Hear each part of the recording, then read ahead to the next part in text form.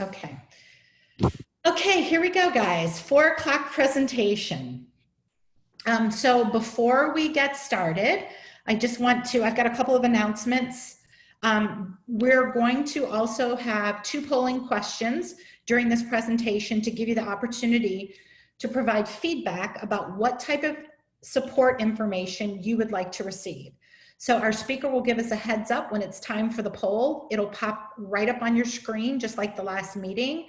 And you'll get a chance. We'll take a minute or 2 to let everybody respond, and then we will share with everybody the results and have a little bit of a discussion about it. So we will take questions immediately following the presentation. We encourage you to submit your questions throughout, though, using the Q&A at the bottom of the meeting screen. And we'll do our best to get to as many questions as we possibly can.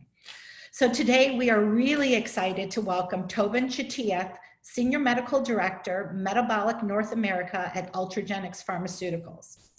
Tobin has been with the company since 2017.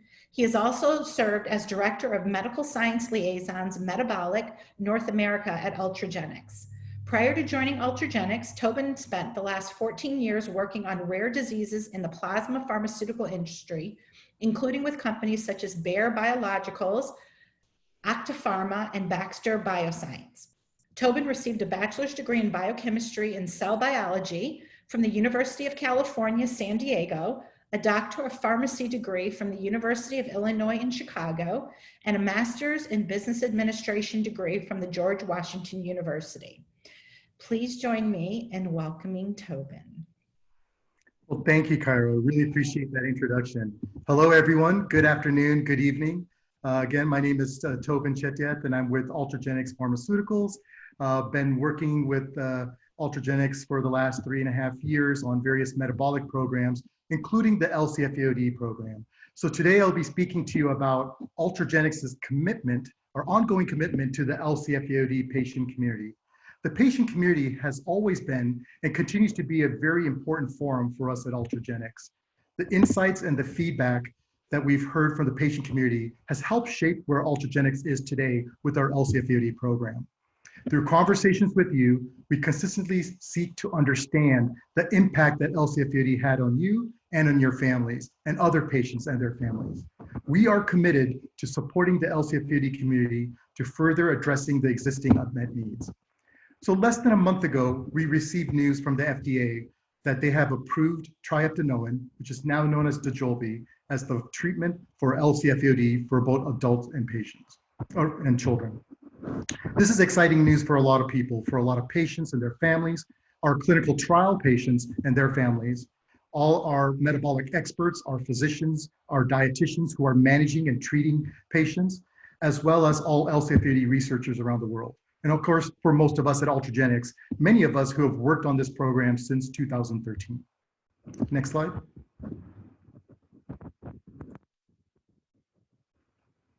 So at Ultragenyx, we are very concerned about your health and the difficulties that LC-FAOD causes. Your healthcare provider is the best source of information, as they know your situation the best and can best devise the health plan that's appropriate for you. At Ultragenyx, we cannot provide medical advice ourselves, although we are truly committed to bringing patients novel therapeutics for the treatment of rare and ultra-rare diseases, just like LC-FAOD. So it is best that your healthcare provider reaches out to Ultragenyx if they like to learn more about our LC-FAOD clinical trials that we have conducted. Your healthcare provider can contact Ultragenyx at medinfo@ultragenyx.com. Next slide.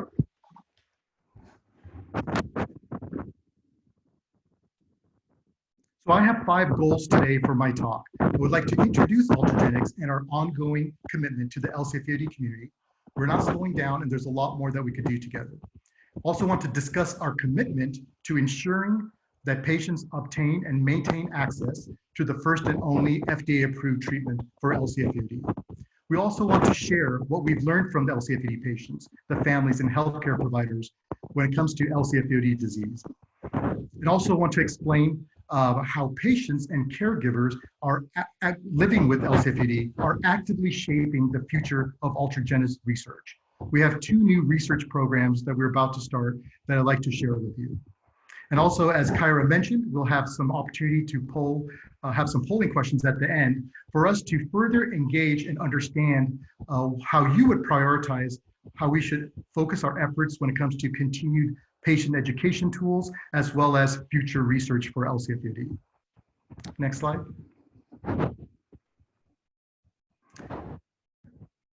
Yes. So Ultragenyx is a biopharmaceutical company committed for bringing patients novel products to treat rare and ultra rare diseases, and really where there's diseases where there's significant unmet needs that are existing. Ultragenyx was founded by Dr. Emil Kakkis in 2010. Dr. Kakkis began his work developing products for rare diseases such as MPS I during his days at Harbor UCLA. And he did this together in partnership with the Ryan Foundation, which is a patient foundation. The reason I'm telling you this is because Dr. Kakkis is a researcher, a clinician, a pediatric geneticist with an academic background. So the culture of listening to patients and the patient community came from our CEO, from his early days and experience working closely with the Patient Foundation to develop novel therapeutics for rare diseases. Our company is headquartered in Nevada, California, and we have offices all throughout San Francisco Bay Area, within the state of Massachusetts, throughout Europe and Latin America. And today we're well over about 700 employees to actively support our other rare disease metabolic programs. Next slide. So there's 5 key areas where medical affairs at Ultragenyx works on behalf of the LCFAOD patients. Ultragenyx Medical Affairs, our goal and mission is to generate scientific evidence and insight to better understand disease and how to properly treat it. Also, ongoing engagement with the patient communities to really understand the patient and family burden of disease. It is important that we're ensuring that the patient's voice is incorporated and heard in all the work that we do. And then we have our ongoing mission to further educate the healthcare ecosystem to help diagnose, treat, and advocate for patients living with rare diseases. So we're constantly engaging with the patient and medical communities to understand the existing unmet needs. And we like to advocate for the patient. So working and supporting the patient organization and professional societies, such as MitoAction and Inform, and various other metabolic societies. Our goal is to educate the medical, patient, and also payer communities when it comes to, and with the goal of elevating disease awareness and knowledge of how the broad clinical spectrum of LCFAOD. We also are planning on, with our 2 new studies that we're going to talk about, is generating further real-world data to continue to address the questions that exist for disease, for LCFAOD, as well as managing and treating. And then ultimately, also to ensure that patients receive a timely and accurate diagnosis which is the first step towards treatment. We often hear in rare disease that there's a significant delay from initial presentation of disease to finally reaching and achieving an accurate diagnosis. We've learned this and heard this often with patients and families that it could be difficult to access genetic testing. To help with this, Ultragenyx has partnered with a diagnostic organization to provide a no-charge genetic testing for patients known to have or suspected to have LCFAOD. Next slide. I'm going to talk about how Ultragenyx Medical Affairs and our patient advocacy organization works to meet the needs of the LCFAOD community. From speaking with you all and hearing from the patient community and from the healthcare providers, we've identified key opportunities to support the LCFAOD patient community. Our goal is to help empower and activate LCFAOD patients and caregivers to navigate through this complex healthcare system. We know when you get a diagnosis, it could be challenging and scary to have to figure out how to navigate through the multiple systems and seeing all the various specialists that you have to see.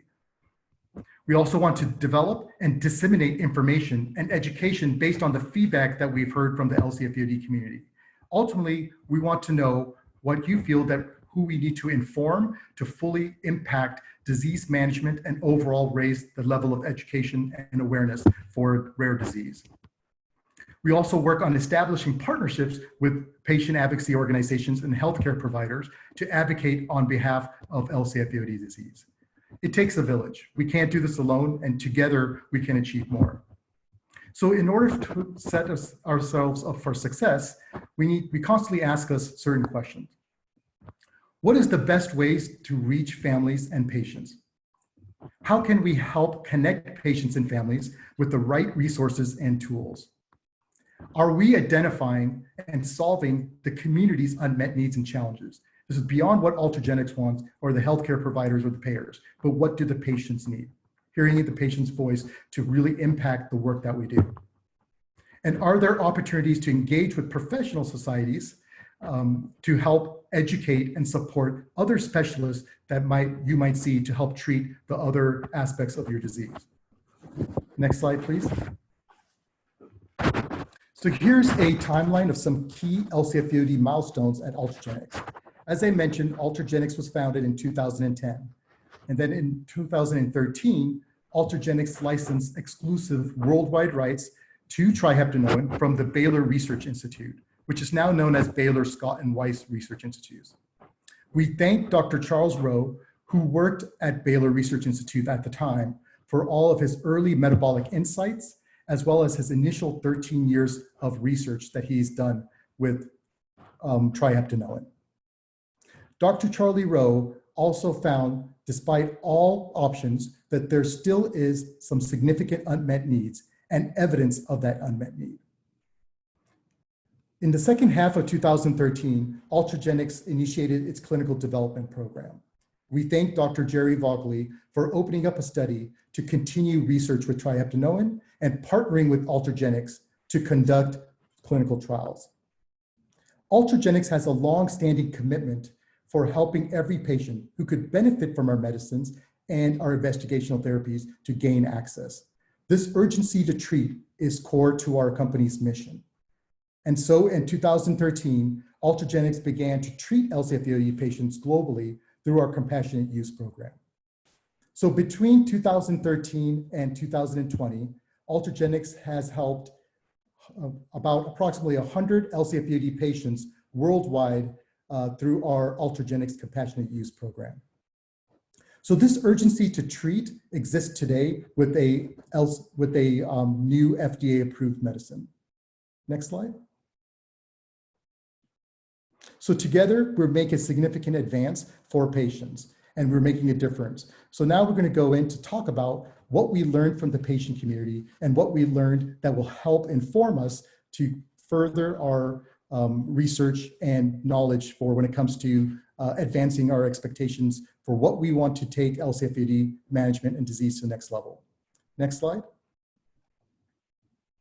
So it is our utmost priority to ensure that every patient in the US with LCFAOD who could benefit from this newly FDA-approved medicine is able to gain access and receive treatment. We are committed to ensuring patients can obtain and maintain access to this new medicine.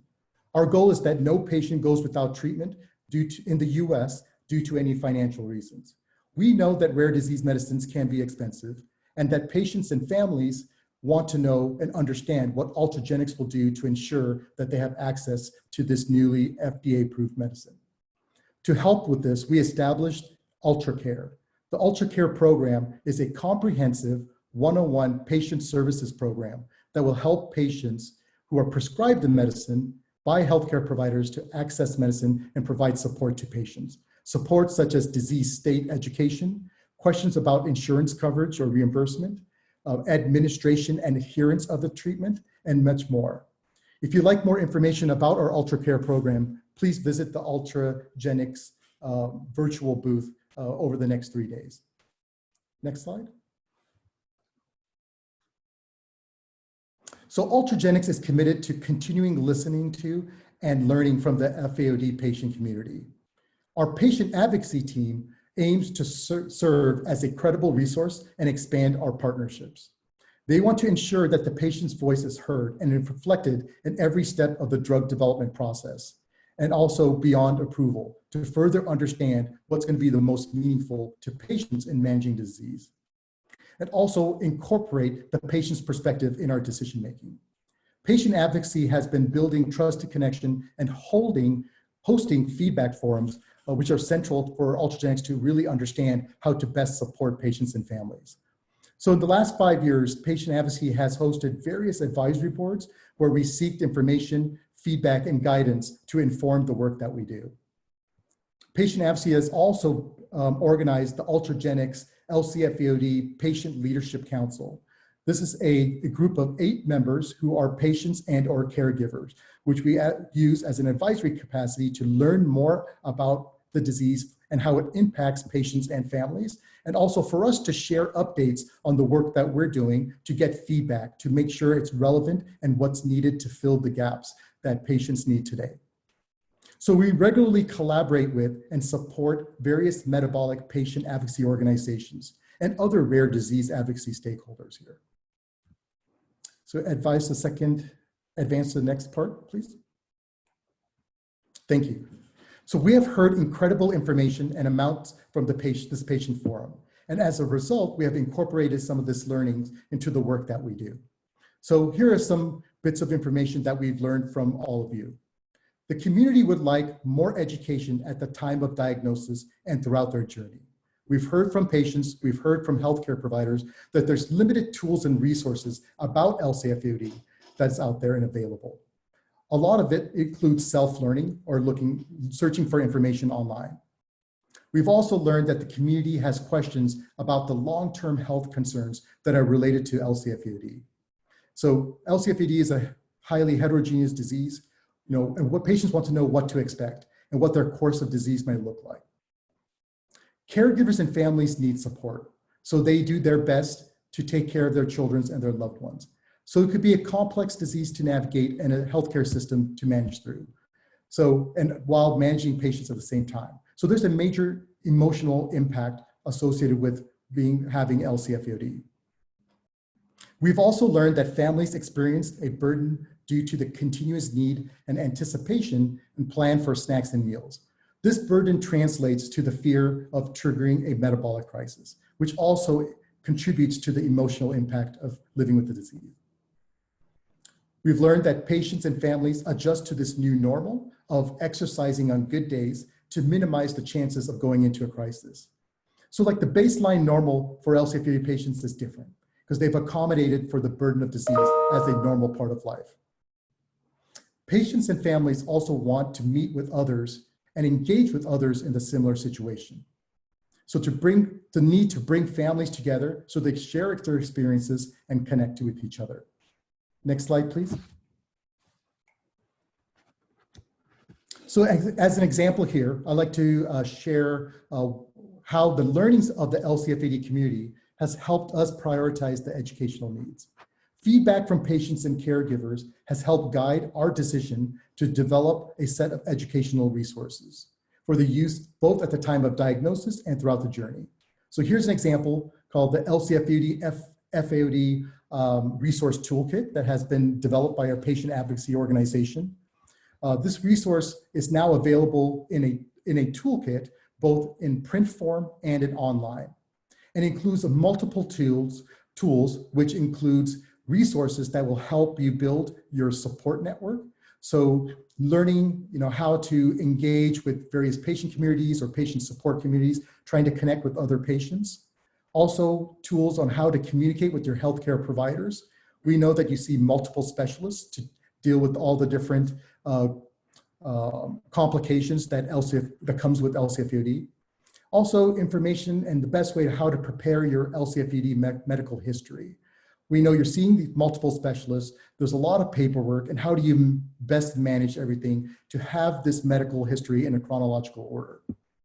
Also living well and caring for someone with LCFAOD.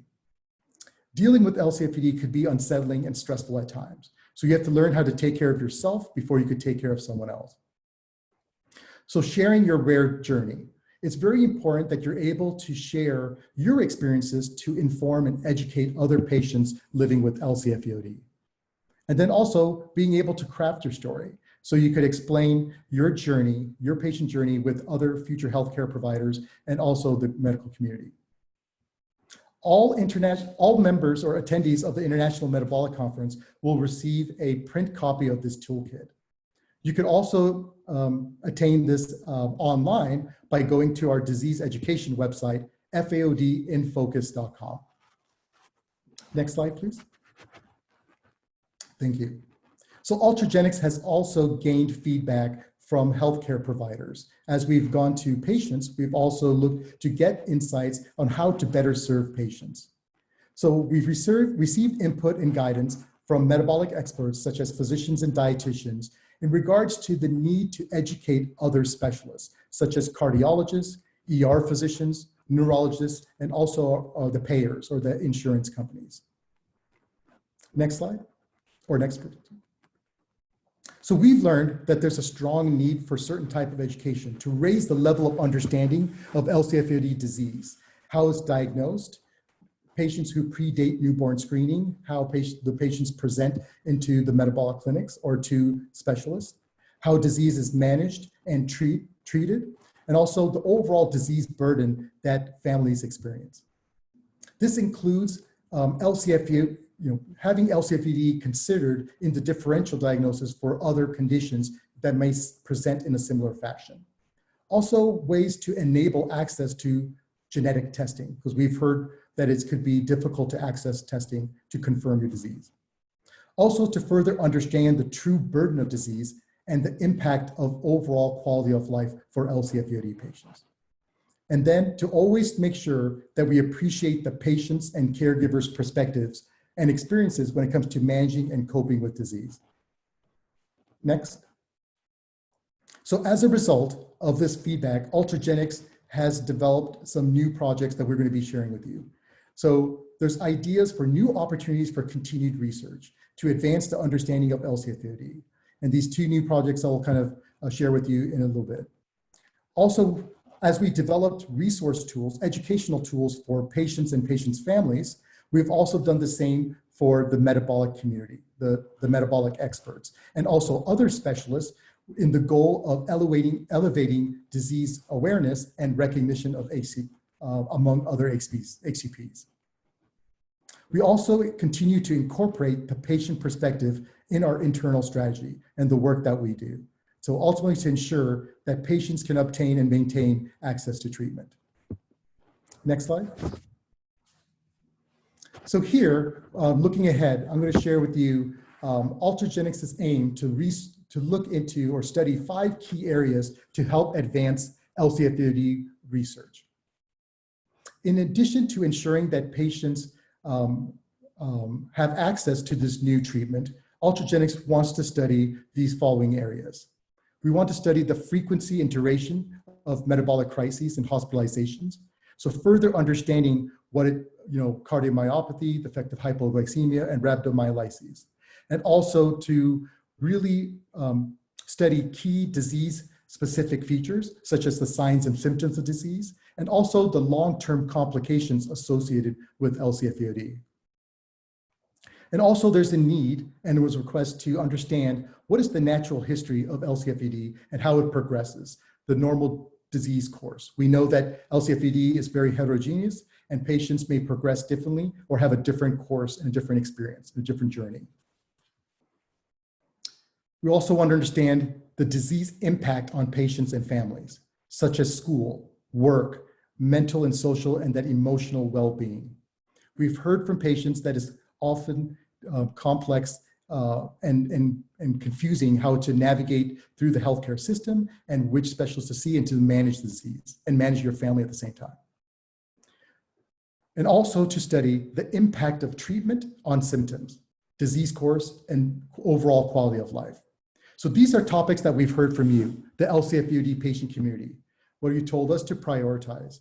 And so we've taken these into consideration as we look into conducting future clinical trials to further understand our level of awareness and understanding of LCFAOD. Next slide, please. Thank you. So at Ultragenyx, we have a very unique way, a unique vision of how we could study and gather data from patients. So next, please. So at Ultragenyx, our first study that I'm going to talk to you about is our LCFAOD disease monitoring program. It's a long-term prospective outcome study. It will be the longest, largest, widest study of LCFAOD ever conducted. The study will include patients on treatment, including Dojolvi, as well as patients who are not on treatment. So you do not need to be on triheptanone to be a part of this study, because it's important to study how the disease progresses and outcomes of patients in all LCFAOD patients. This trial will be conducted in two different parts, or two different sections of the study. There's a in-clinic study where we have a study investigator, and we have sites in multiple countries, about 10 countries across the world, and will enroll at least 300 patients. This part of the study will start in the first half of 2021 and will last up to 10 years. There's also an option to enroll into an online virtual study that will look at and capture patient-reported outcomes or patient-reported experience. This portion of the study will not necessarily have a participation limit, and we want all patients living with LCFAOD to enroll to this section. This can help those who are unable to travel to a site, and you're able to frequently provide your input, your insight when it comes to the overall experience with living with LCFAOD. Next slide. So the DMP will have a lot of benefits and a lot of goals. So from a disease perspective, it'll help characterize disease characterization and the impact of disease. It will also help collect long-term data on safety and efficacy of treatment. And then from a patient and physician perspective, this is a good way for Ultragenyx to live to our commitment of sharing meaningful data. So you will be receiving the data from us when it comes to helping inform the patients and also physicians on how to better treat and manage the disease. And also for regulators, for a part of our post-marketing commitment, we are monitoring the disease over a period of time. So helping fulfill that requirements, the disease monitoring program will help attain that.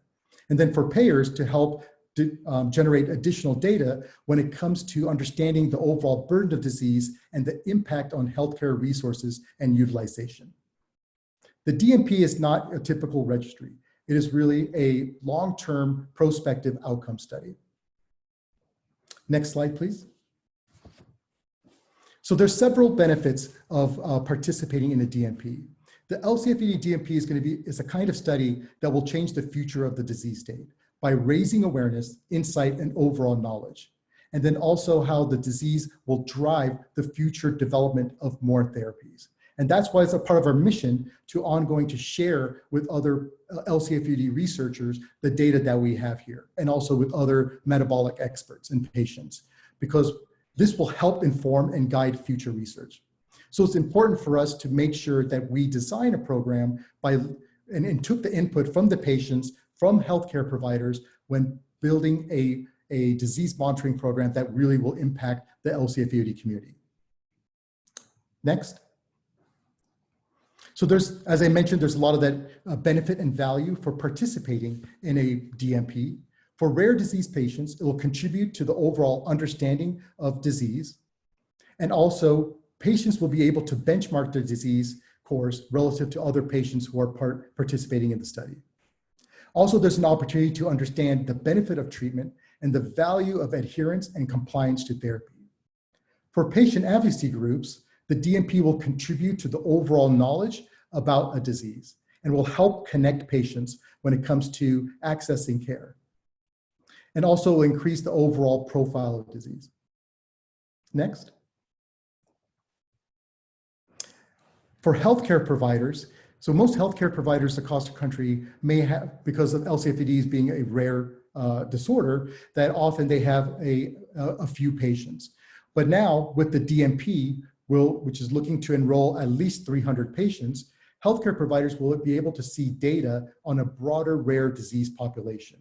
This will provide an opportunity to optimize and understand care better compared to previously where there's been limited data for a large number of patients in a clinical trial.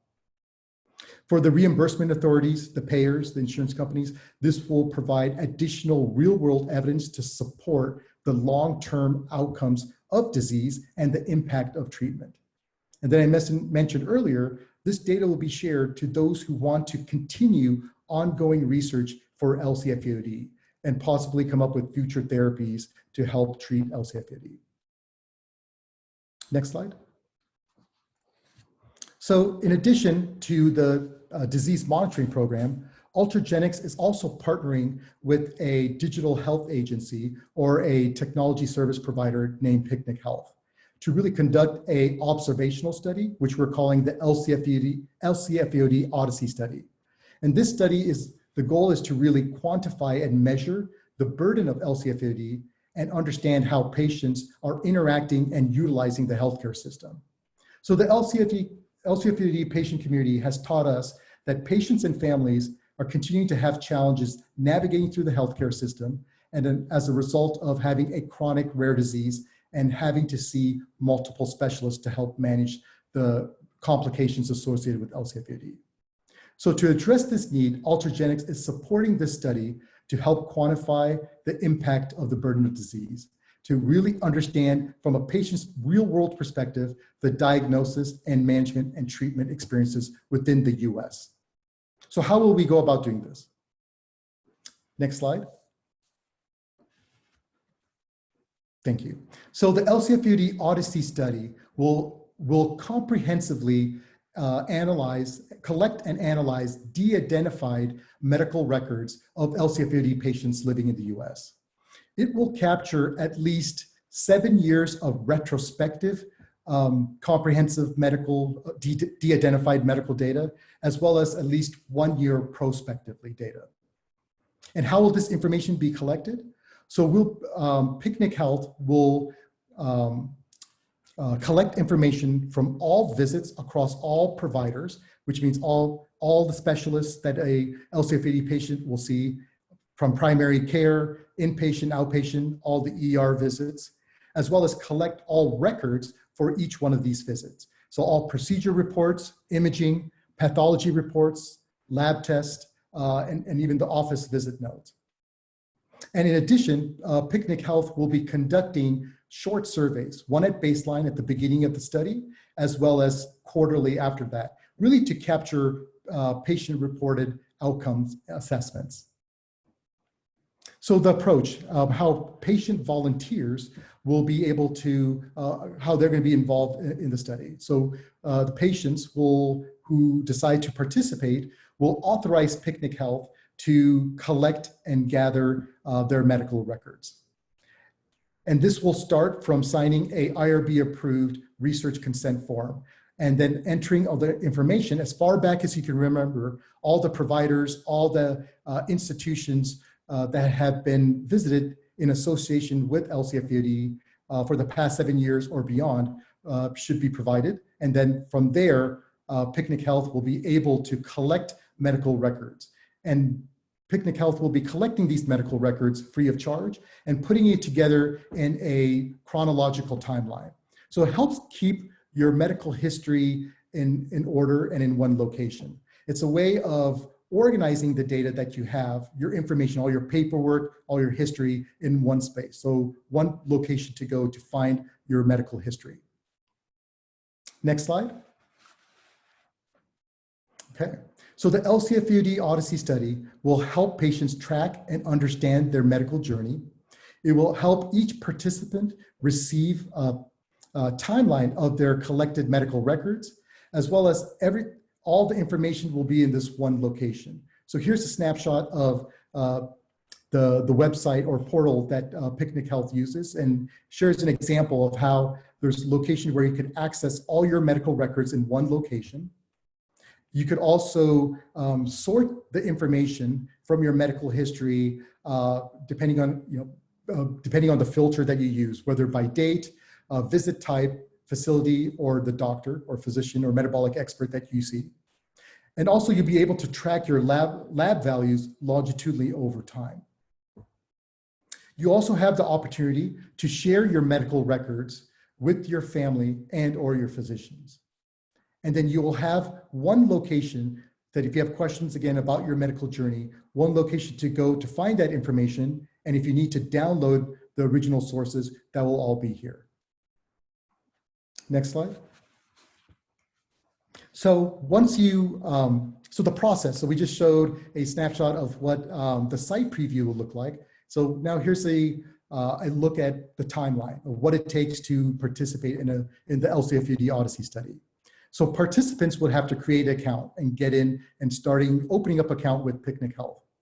Once they do that, we'll enter some minimal personal information to verify your identity. And then we'll sign some IRB approved documents to really release authorization for Picnic Health to start collecting information from your providers and various facilities. And then from there, while Picnic Health will be conducting that baseline survey, and that baseline survey will help collect those patient-reported outcomes, like the quality of life assessments. Next slide, please. So after a patient or caregiver registers, Picnic Health will do all the work from there. So the patient will provide the list of physicians or dietitians and or facilities that the patients could recall from the past 7+ years. From there, Picnic Health will request the records from the healthcare providers.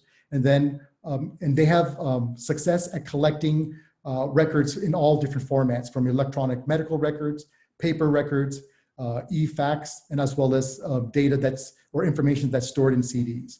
And then from here, the records will be collected and imported and put together chronologically in a timeline. So Picnic Health has a lot of experience in this space and have been pretty successful in being able to collect data. If the data exists, they'll be pretty highly likely that they'll be able to capture this information and then put it together in a nice chronological order. Next slide, please. So patient privacy and security is of utmost importance to you, and it is important to us as well. So any personal information is taken away from the medical data and aggregated with other patients' data before it's ever shared with researchers. So your data, your private data will stay private. The software that Picnic Health uses is HIPAA compliant and very secure. The security system that Picnic Health uses is similar to the security system that banks use to help secure information. Also, your data is under your control. No personal information will be shared without your approval or your permission. And only de-identified data will be shared with researchers to help advance the understanding of LCFAOD and by further collecting this information. So similar to the LCFAOD disease monitoring program, the LCFAOD Odyssey study is also seeking to help address those 5 questions that we have that we want to further study and further understand when it comes to the LCFAOD disease progression. Next slide, please. So hopefully this preliminary information that we shared about the 2 studies will be useful to you. And we thank you for informing us at Ultragenyx of your journey, your unmet needs, and your priority needs when it comes to future education and research. It helps Ultragenyx to come up with the goals and objectives for these studies and future studies. Please remember tomorrow that we have our Chief Medical Officer, Dr. Camille Bedrosian, to speak a little bit more about these 2 clinical trials and the future of LCFAOD research at Ultragenyx. So to quickly recap, Ultragenyx is committed to always listening and engaging with the LCFAOD patient community. It is our utmost priority to ensure that patients are able to obtain and maintain access to the first and only FDA-approved treatment for LCFAOD. No patient should go without treatment. And our Ultra Care program, which is that comprehensive one-to-one personalized support service, will help ensure that. It's a part of our mission, that urgency to treat, which is core to Ultragenyx. And also, Ultragenyx is seeking to further advance LCFAOD. And you've seen a snippet of it of our planned 2 clinical trials that we want to look at to further understand LCFAOD and how it impacts patients. Next slide. So I'd like to share with you some resources and information. Over the next 2 to 3 days, please visit our Ultragenyx booth in the exhibit hall this weekend. We have our colleagues from Ultragenyx and also a lot of resources to learn about LCFAOD disease also a little bit more information about the clinical programs that I kind of discussed, as well as other resources that'll be useful for you. Also visit our disease education website, which is FAODinfocus.com, to understand what the causes of LCFAOD, also how it impacts the body, and how to diagnose LCFAOD. And just like the LCFAOD patient toolkit, there's other resources that you could find there. You can also access our rare disease education resources and events by going to our patient advocacy website, which is ultrarareadvocacy.com. So if you have any questions, please send them to medical information at medinfo@ultragenyx.com. Next slide.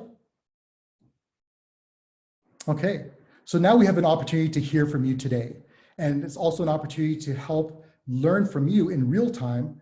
What are your interests to help guide Ultragenyx when it comes to the future of creating patient education materials and also research? So Kyra, I believe now that we'll have the polling questions to the members of the audience. Yes, everyone should now see the polling questions on your screen, and you can go ahead and vote. So we'll give you a couple of minutes. Tobin, can you see the results coming in? I do, I do, yes. Okay, great.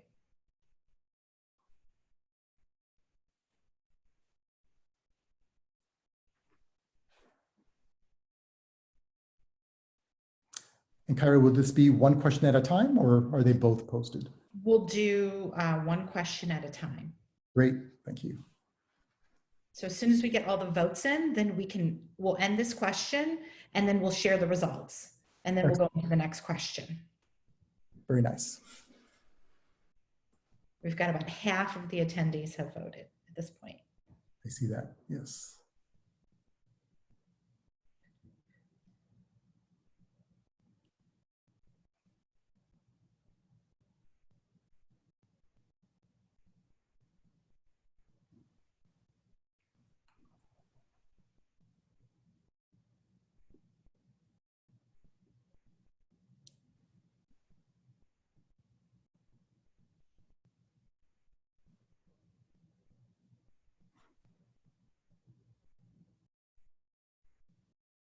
Well, the results look very interesting so far.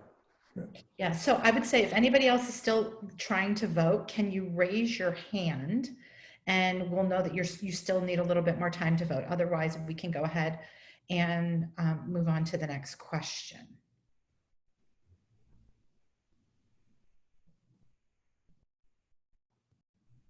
I think we can see. Okay, I think we're good. So Tobin, I'm going to go ahead and end this poll. All right. And then there are your results. Okay, wow, very interesting. So of the following topics, which would you like to see more LCFAOD patient education or resources focusing on? So we have almost a four-way tie. Of the 5 options, literally 4 of them are pretty much tied with each other. So understanding what causes LCFAOD, how the disease impacts the body, and how your health may be impacted over long term. Understanding what may trigger a metabolic crisis, and recognizing the signs and symptoms before a metabolic crisis may come. And also recommendation for incorporating more physical activity and exercise into your lives. And last but not least, more information about LCFAOD management in general. So very interesting that really across the board, there's been similarities for these 4 when it comes to the results of the voting. Yeah. I see the 5th one, which is specific information about the 6 individual types of LCFAOD. It's understandable how LCFAOD patients are living with one of the 6 different types, right? So whether it was the question was interpreted as learning about all 6 types versus one of them, I think that's very interesting. But in general, it seems like we've captured a lot of the important topics that you would like to learn about. And this really helps us. Thank you. Okay, here we go. Let's see. Okay, and then here's the next question. And voting is open. Great.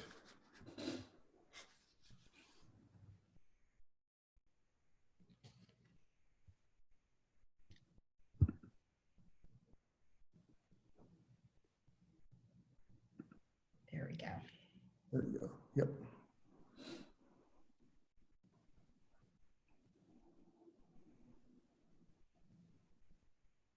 This one's a little more text heavy, so it'll take folks a second to read it.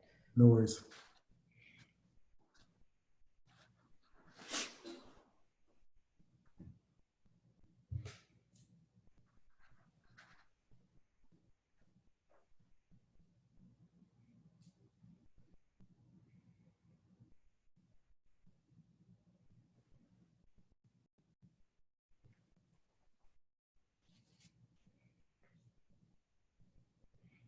Yeah, we're exactly halfway. Mm-hmm.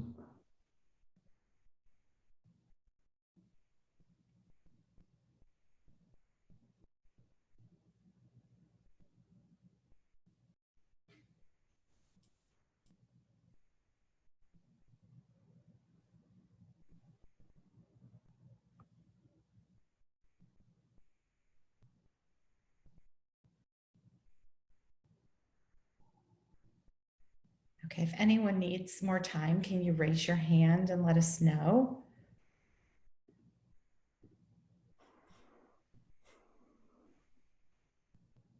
Oh, I think we're good. Okay, we'll close this one. And there are the results. All right. Great. So of the 5 key research areas discussed today, which would you like most to see scientists and researchers focus on? And it looks like the impact of treatment on symptoms, disease course, and major medical events and quality of life is half of you who voted picked that. So pretty much is definitely the leading choice for those who voted today.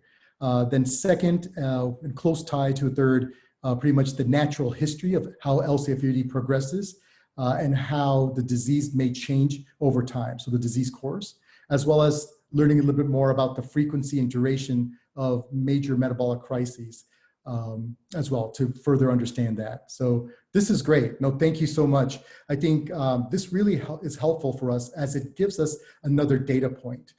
So I know some of my colleagues are probably listening in today right now as well, but we'll take this back to kind of help inform our treatment or our decisions as a team when it comes to further advancing the development of educational tools, as well as how we want to shape the future of LCFAOD research. Well, thank you. So last, before we could go to some questions, I just want to remind everybody that tomorrow, Saturday, starting at 4 p.m. Eastern time, 2 Ultragenyx colleagues will be available to present and speak to you about 2 topics. So Dr. Camille Bedrosian, which is our Chief Medical Officer, she will be hosting a conversation to have a deeper discussion on the future of LCFAOD research. As well as my colleague, Bridget Reineking, who's a metabolic dietitian, will be speaking to you about how to use a newly approved, FDA-approved medicine. All right, with that. Okay, we've got lots of questions that have come in, so we'll do our best to get through as many as we can in the last few moments. Absolutely. Here we go. My daughter has leg weakness and has a hard time walking. Could this medication help with that symptom? Thank you for the question. I really appreciate it. And I know that you're really concerned about your daughter and her ability to benefit from this treatment. A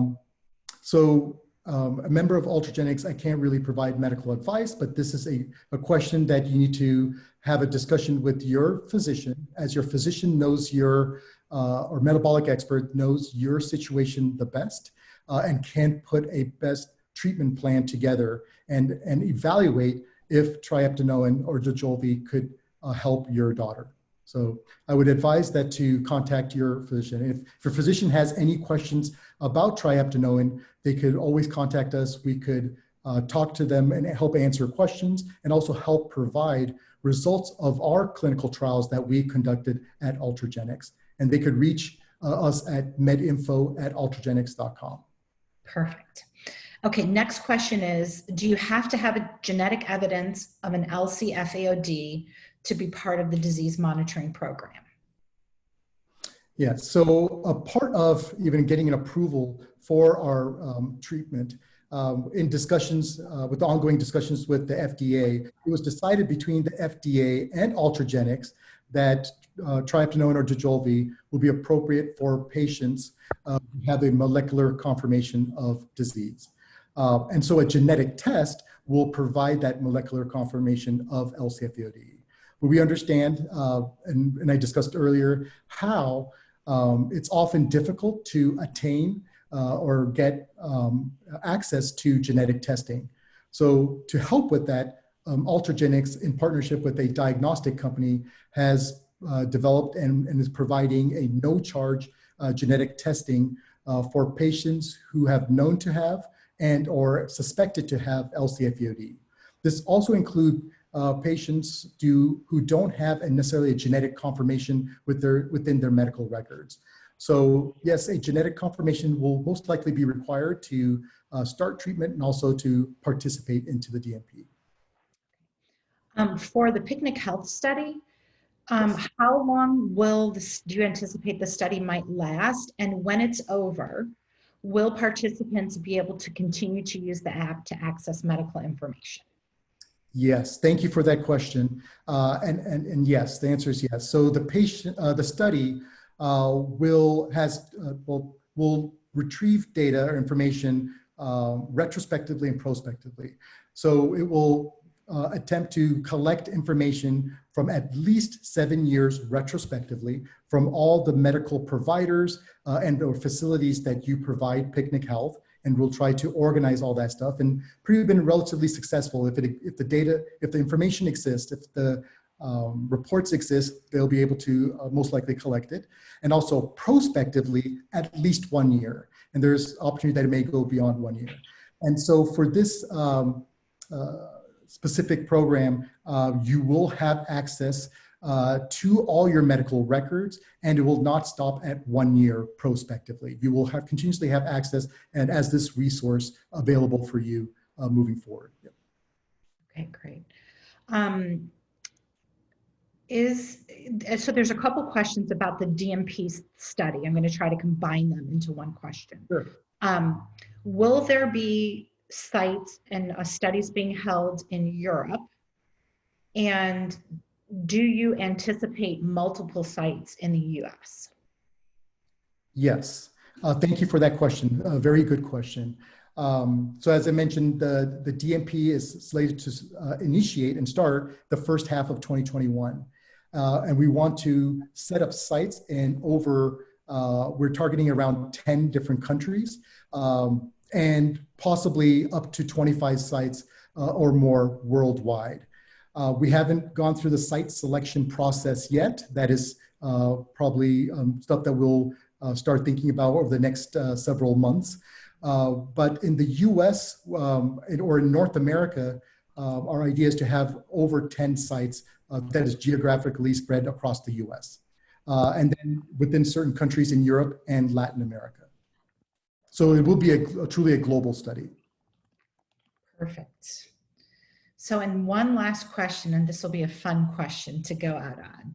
Sure. How did you come up with the name Dojolvi? Very good question. So, it's typical for companies who have a FDA-approved treatment to have two names. Right? So, triheptanoin is the generic name for the drug, a name that you're all familiar with, I'm sure. And also, you probably heard a term UX007. Well, that is, especially clinical trial participants in our clinical trial, that is the name that was assigned to our investigational product during the development stage. So once a product is approved, we get a brand name. And that brand name for us is Dojolvi. And that brand name is pretty much what assigns a company as a sole manufacturer for this product, and also gives us exclusivity as this is a rare disease and we have orphan drug exclusivity for about 7 years. So it's normal. You know, most all products actually have a brand name and a generic name, And if you were part of the early clinical development program, you may be familiar with a clinical trial name. So how we came up with the actual name Dojolvi, there's a process that companies go through to kind of determine that name and see how it fits for the brand as well as for the patient population. And there's a number of factors that go into it. Wonderful. Okay, thank you for that. So on that note, we're gonna sign off. Thank you so much, Tobin. I really, really appreciate your time and coming to share more details of Ultragenyx's commitment to the FAOD community. With the recent FDA approval of Dojolvi, it couldn't have happened at a better time, and so we're so excited to be able to share a lot of that information here with the community at the conference and the upcoming study. It's all exciting, and I hope will give a jolt of energy to this community and a heightened sense of hope for what's ahead. And again, the unwavering commitment of Ultragenyx to this community. So we truly, truly appreciate you and the entire team. So as Tobin said, reminder tomorrow, Ultragenyx is COO and Global Metabolic Dietitian will be presenting tomorrow at 4 p.m. in the virtual lounge. And that will be more of a presentation and a Q&A as well. So if you're interested in hearing more about the plans at Ultragenyx, I encourage you to attend that session. And again, Tobin, thank you for your time and being part of this weekend's event. So we will sign off here, and the next session for today and our final auditorium session of the day is on Mito Action Mobile, taking control of your journey. So we're excited to offer this new platform to the community and looking forward to having everyone get set up and launched and actively using the platform over the course of the weekend. So we will sign off from this session and we'll see you guys in Mito Action Mobile. Thank you so much, Tobin. Thank you, Kyra. Thank you for all your help. Bye-bye.